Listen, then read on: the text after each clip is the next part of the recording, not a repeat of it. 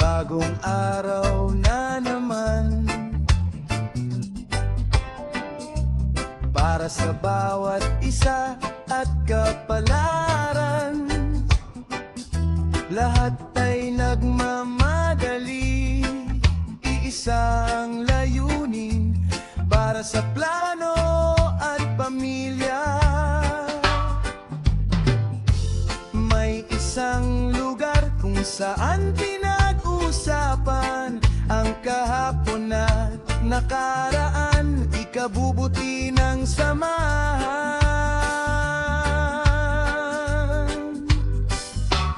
Karonda, dito sa puno ng akasya, mga pangarap sa pamilya,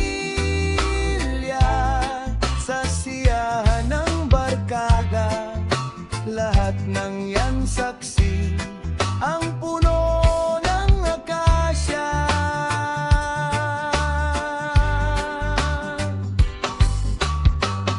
Sa service nating Karonda, walang hindi kasama.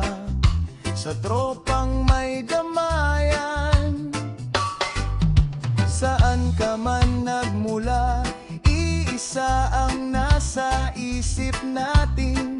Pagkatapos ng araw, dito pa rin ang tagpuan.